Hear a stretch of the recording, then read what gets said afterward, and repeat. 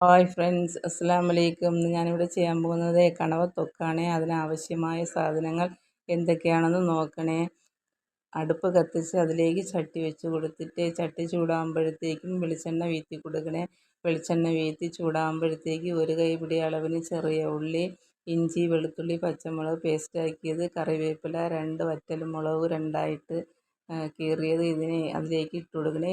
ചൂടായ എണ്ണയിലേക്ക് ഇട്ട് കൊടുക്കണം. എന്നിട്ട് ആവശ്യത്തിന് ഉപ്പ്, 1/4 സ്പൂൺ മഞ്ഞൾപ്പൊടി, 1/2 സ്പൂൺ പെരുംജീരകപ്പൊടി, 1 സ്പൂൺ നല്ല മുളക് പൊടി, എന്നിട്ട് കഴുകി വൃത്തിയാക്കി വെച്ചിരിക്കുന്ന കണവ അതിലേക്ക് ഇട്ടിട്ട് നന്നായിട്ട് കിണ്ടി കൊടുത്തിട്ട് അടച്ച് വെച്ച് വേവിക്കണേ. കാരണം എന്തെന്നറിയോ, വെള്ളം ചേർക്കരുത് ഇതിൽ. വെള്ളം അതിൽ നിന്ന് ഊറി വരുന്ന വെള്ളത്തിലാണ് അത് വേവേണ്ടത്. എന്നിട്ട് നമ്മൾ നന്നായിട്ട് കിണ്ടി അടച്ച് വെച്ചിട്ട് തുറക്കുമ്പോഴത്തേക്ക് നല്ല വെള്ളമായിട്ട് നിൽക്കും. വെള്ളത്തിലാണ് നമ്മളിത് വേവിക്കുന്നതല്ലേ. അതിലേക്ക് അര സ്പൂൺ വേണ്ട, ഒരു 1/4 സ്പൂൺ പഞ്ചസാര ഇട്ട് കൊടുക്കണേ. പഞ്ചസാര ഇട്ട് കൊടുക്കുന്ന വീഡിയോ എനിക്ക് കിട്ടിയിട്ടില്ല.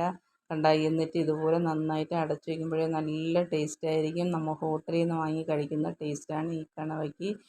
നല്ല ടേസ്റ്റായിരിക്കും. ഇതുപോലെ നിങ്ങളെല്ലാവരും ചെയ്ത് നോക്കി കഴിച്ച് നോക്കണേ. എന്നിട്ട് നിങ്ങൾ കൊള്ളാമെങ്കിൽ കമൻറ്റിൽ പറയണേ. Bye friends.